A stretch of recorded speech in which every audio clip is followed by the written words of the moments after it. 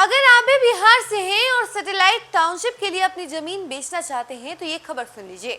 नमस्कार, इन्फॉर्मेशन देख रहे हैं आप और मैं हूं सानिया आपके साथ। बिहार वासियों के लिए बहुत बड़ी खबर है। बात यह है कि अगर आप भी सैटेलाइट टाउनशिप के लिए अपनी जमीन बेचना चाहते हैं तो आपको 30 दिनों के अंदर ही पूरा पैसा मिल जाएगा और इसके साथ ही साथ आप बिहार के विकास में योगदान भी दे पाएंगे। तो चलिए इसके बारे में हम थोड़ी जानकारी आपको विस्तार से बताते हैं। बिहार सरकार की महत्वाकांक्षी सैटेलाइट टाउनशिप योजना को लेकर विधान परिषद में बड़ा ऐलान किया गया है। नगर विकास एवं आवास मंत्री नीतीश मिश्रा ने स्पष्ट किया कि प्रस्तावित 12 सैटेलाइट टाउनशिप क्षेत्रों में यदि कोई रैयत भूमि मालिक अपनी जमीन स्वेच्छा से बेचना चाहते हैं तो आवेदन मिलने के 30 दिनों के भीतर बिहार राज्य आवास बोर्ड भुगतान कर देगा। इसके लिए मानक संचालन प्रक्रिया तैयार कर ली गई है। विधान परिषद में सदस्य रविंद्र प्रसाद सिंह के अल्पसूचित प्रश्न का जवाब देते हुए मंत्री ने कहा कि यह योजना अभी शुरुआती चरण में है, लेकिन राज्य सरकार के सबसे महत्वपूर्ण शहरी विकास योजनाओं में शामिल है। उन्होंने कहा कि बिहार में शहरीकरण और राष्ट्रीय औसत से अभी भी कम है, जबकि विकसित शहरी क्षेत्र रोजगार, निवेश और आर्थिक गतिविधियों को बढ़ावा देते हैं। एक अनुमान के अनुसार वर्ष 2030 तक देश के जीडीपी में शहरी क्षेत्रों का योगदान 75% तक पहुंच सकता है।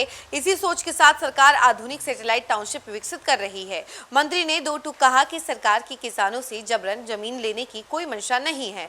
पूरी प्रक्रिया स्वैच्छिक होगा और इसके साथ केवल इच्छुक किसानों से ही जमीन ली जाएगी। इन्होंने बताया कि अब तक करीब 750 किसानों ने स्वेच्छा से अपनी जमीन देने पर सहमति बनाई है और जिन जिलों में बिहार राज्य आवास बोर्ड का कार्यालय नहीं है वहां विशेष नोडल पदाधिकारी नियुक्त किए गए हैं ताकि भूमि मालिक आसानी से आवेदन कर सकें और इसके अलावा ऑनलाइन आवेदन की सुविधा भी उपलब्ध कराई गई है। मंत्री ने भरोसा दिलाया कि लैंड पूलिंग नीति में रैयतों के हितों की पूरी सुरक्षा की जाएगी और उन्हें किसी प्रकार का नुकसान नहीं होने दिया जाएगा।